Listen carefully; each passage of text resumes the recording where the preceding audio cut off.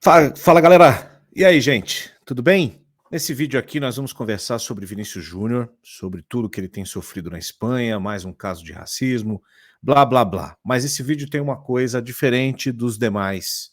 Eu queria falar um pouquinho com vocês sobre a origem desse ódio todo que os espanhóis têm demonstrado pelo nosso craque brasileiro. Afinal de contas, de onde vem, o que explica que uma sociedade de um país desenvolvido como a Espanha tenha essas seguidas demonstrações de racismo, de fascismo contra o nosso atleta brasileiro, o que não é um caso isolado. Vem comigo.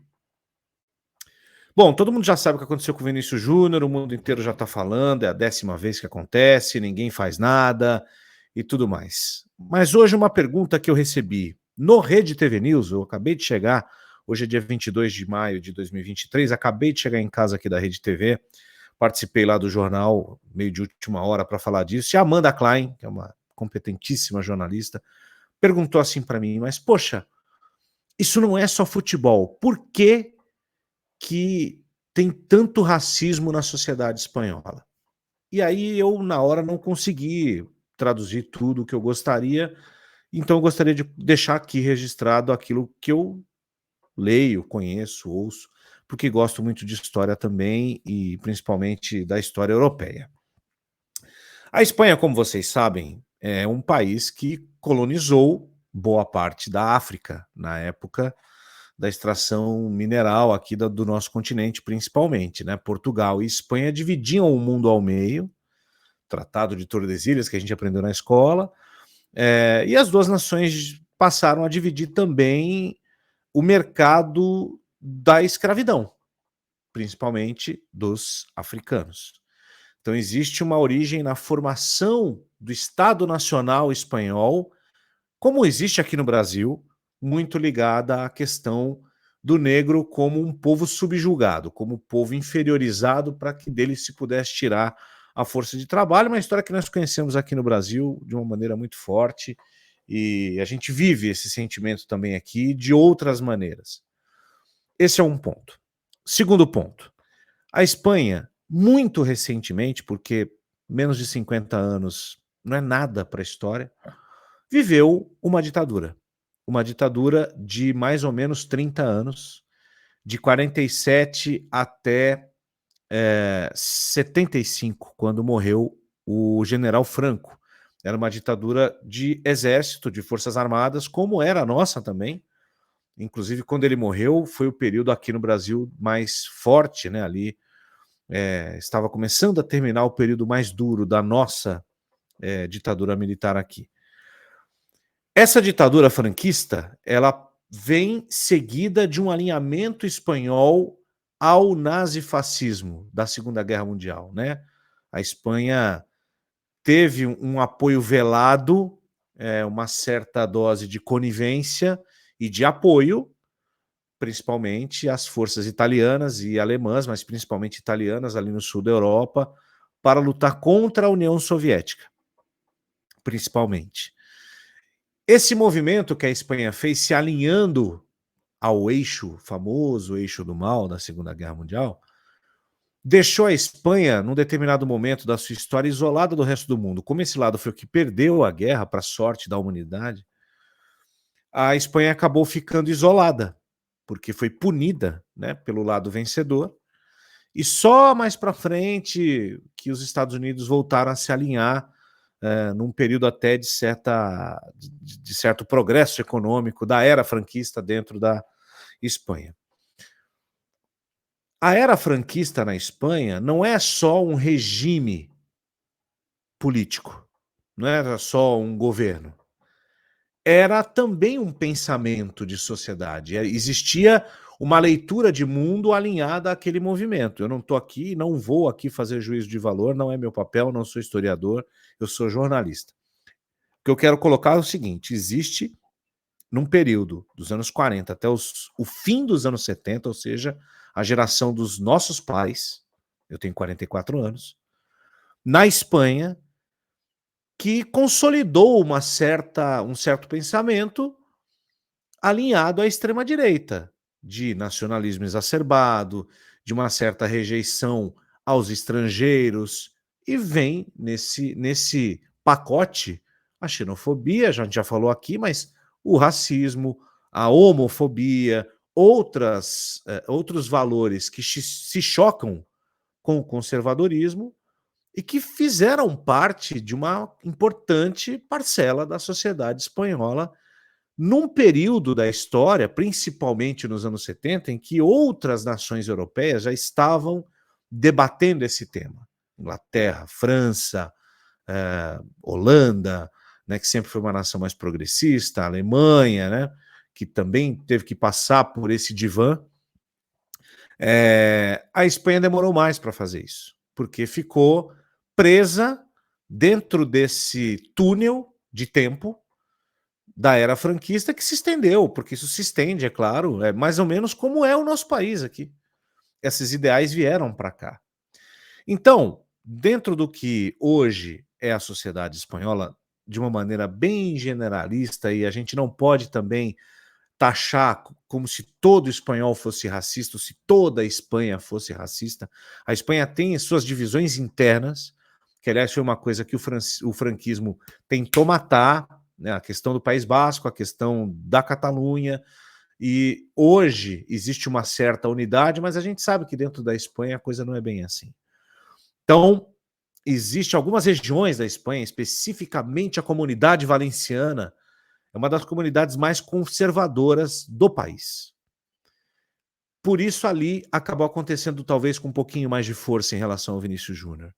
Na cabeça do espanhol médio, de uma maneira bem generalista, é claro que existe o outro lado. O racismo que nós enxergamos aqui, para eles, é uma ofensa. E dentro da escala, uma escala de aceitação social, o racismo está acima da ofensa. O ideal é que as duas coisas não existissem, né? Mas na cabeça do espanhol, chamar Vinícius Júnior de macaco, depois de que ele tenha provocado, fazendo aquele sinal de 2 de segunda divisão, na cabeça deles, justifica chamá-lo de macaco para devolver a ofensa. Graças a Deus, nós brasileiros, cada vez mais vemos a diferença entre racismo e uma ofensa. E conseguimos já na nossa cabeça tipificar nós e boa parte do mundo que reagiu imediatamente àquilo. Para que essa leitura fique mais clara, basta ver aquilo que a imprensa espanhola publicou sobre o caso, colocando a culpa na vítima, colocando a culpa no Vinícius Júnior, que por ele ter provocado o torcedor, o que também não é verdade, porque desde a chegada do ônibus do Real Madrid à Valência, esses gritos já fora do estádio, antes do jogo, já aconteciam, então não era o caso. Mas na cabeça conservadora espanhola, daqueles mais alinhados a esse tipo de pensamento e de visão de mundo, justifica-se a ofensa. O que Vinícius Júnior está fazendo é apenas um mimimi, porque só ele reage. Esse é o mecanismo para você entender de onde vem. Vem desse histórico, de uma nação que normalizou e normatizou esse tipo de pensamento ao longo dos últimos 70 anos, vamos colocar dessa forma, né? Então isso para eles é comum, para boa parte daquela sociedade é comum. Em 2021, Diakité, acho que esse é o nome, jogador que era do Valência, deixou o campo junto com alguns companheiros, o time do Valência, o mesmo time, deixou o gramado num jogo contra o Cádiz, porque um jogador do Cádiz chamou o Diakité de negro de M3 pontinhos. E por essa razão o jogo foi paralisado, depois voltaram os times, o Diakité não voltou a jogar, o agressor permaneceu em campo. Então, são sinais de uma parcela importante da sociedade de um país desenvolvido que tem uma cabeça, vamos colocar dessa maneira, atrasada em relação a esse assunto, que não combate, não coloca à mesa a questão racial para se discutir, não quer olhar para isso. Como nós aqui, até pouco tempo atrás, também não queria olhar. Basta lembrar do episódio com o goleiro Aranha. Ali começou uma discussão mais forte que vem cada vez maior no nosso futebol, na nossa sociedade relacionada com a questão torcida, discurso de ódio e jogo de futebol. Isso está acontecendo aqui agora. Mas a homofobia nos estádios, por exemplo, ela não é combatida da mesma forma aqui. Podemos citar N exemplos. Richarlison, ex-jogador do São Paulo. A pecha que deixaram com o São Paulo de ser um time de homossexuais, como se ele o fosse, e que, se de fato fosse, isso seja um problema. Não é um problema. Na Alemanha existe um time, acho que é São Paulo, inclusive o nome, que é um time notoriamente ligado à comunidade LGBTQIA+. E tudo bem. Eu tenho certeza absoluta que entre os corintianos há homossexuais, bissexuais, pansexuais, transgêneros, entre santistas, palmeirenses, são paulinos, botafoguenses, torcedores do Vitória, do Sport. Isso não deveria ser uma questão. No Brasil é uma questão, mas é uma questão que ainda as pessoas não olham. Não causa essa indignação. Na Espanha, o racismo, até esse fim de semana, não causava no futebol esse tipo de indignação. Por ser Vinícius Júnior um brasileiro extremamente talentoso e que se posiciona, ao contrário de outros brasileiros com o mesmo talento, que jamais se posicionaram sobre isso de uma maneira combativa, mesmo já tendo sofrido isso, por ser o Real Madrid, por ser o Campeonato Espanhol um dos mais ricos do planeta, eu tenho certeza absoluta que essa foi a última vez que esse assunto passou em branco na sociedade espanhola, pelo menos no futebol. E isso é ótimo. Isso é extremamente positivo. Isso é salutar. Porque a partir desse episódio, um torcedor espanhol vai pensar 2 vezes antes de gritar mono, que é macaco em espanhol, antes de fazer qualquer gesto, antes de insultar qualquer jogador pela sua raça, pela cor da sua pele.